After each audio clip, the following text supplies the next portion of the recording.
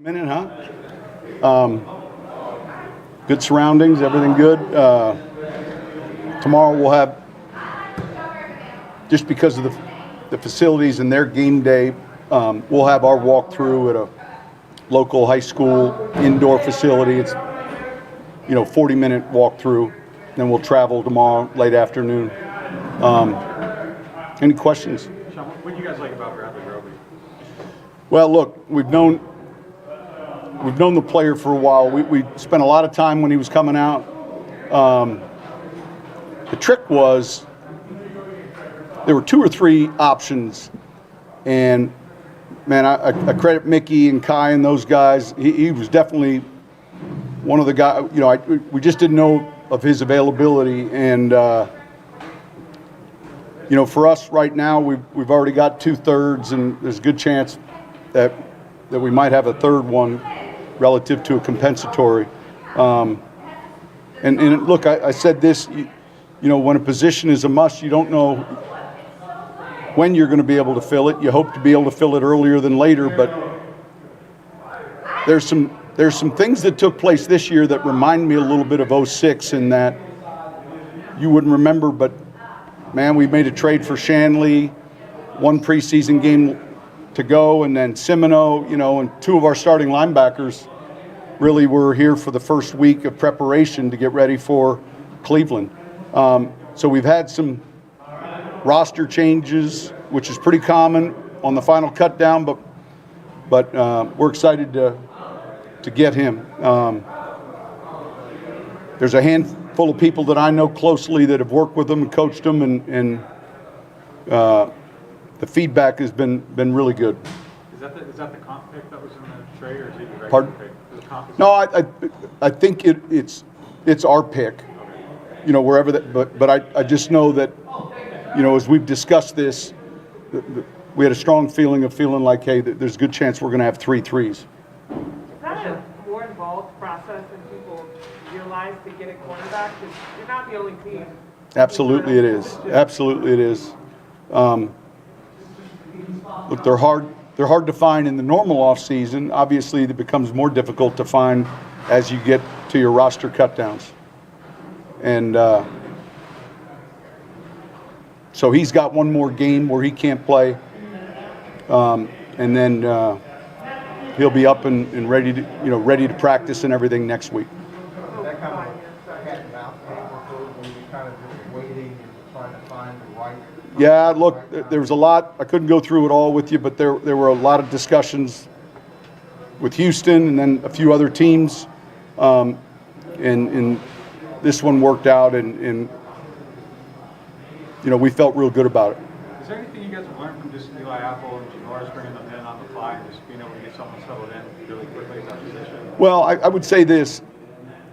We were talking to some of the TCU coaches, and one of the things about our league, you guys have seen it, even when the season gets started, it's not unusual for an injury to take place and maybe a player that has to come in and then very quickly, has to get acclimated and be ready to play.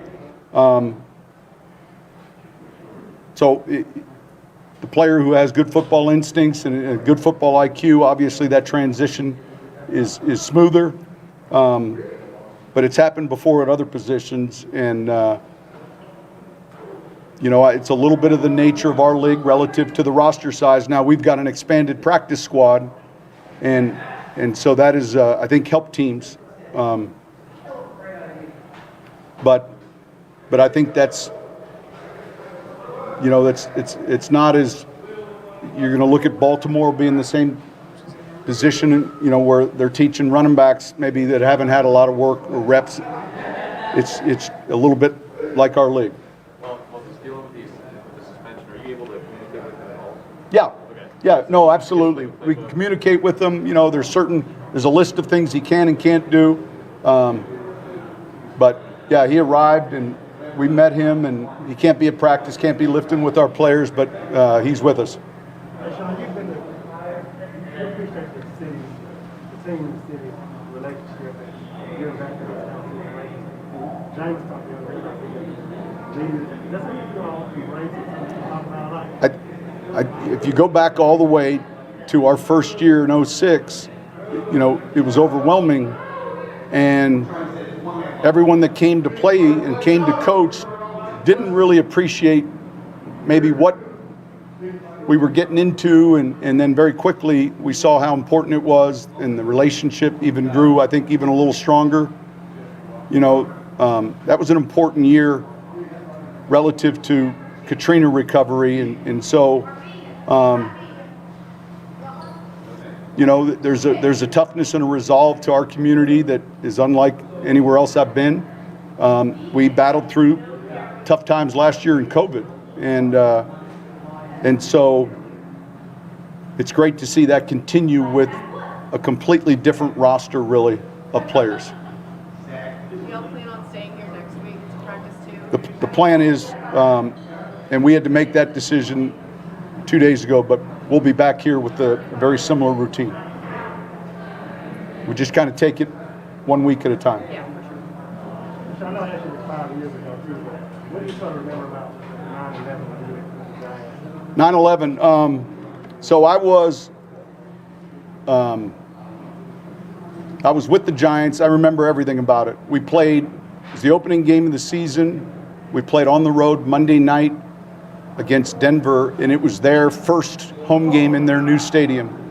So when you play, a West Coast Monday night game like that, we flew back after the game. We landed at Newark, somewhere around the 7 a.m. hour. Our typical protocol there would be buses were waiting. We got off the plane, we got on the buses, and then we went back to Giant Stadium where everyone's cars were. Players then were going home. Coaches slept on the flight. Now we were drinking coffee, getting ready to prepare for Green Bay.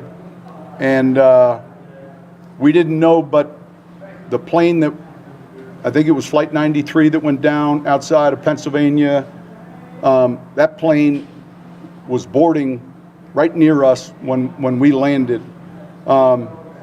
We were all in the football offices working on Green Bay. We saw the news like everyone. Giant Stadium is literally right where, very close to where the new stadium is. I'd say probably 2.5 miles as the crow flies to Manhattan. We all saw the reports of the first plane, and then we all visually saw the second plane. I can remember we walked to the top of Giant Stadium, the coaches, and you could see the smoke. And for the next 2.5 weeks, we saw smoke on the east end of our practice field. Back then they had a park and ride program, and so if you were commuting from New Jersey, you might park at the Meadowlands, get on a bus, and take you into Manhattan. And so, there'd be 400 or 500 cars in the parking lot there. And so I remember leaving that night at 10 o'clock,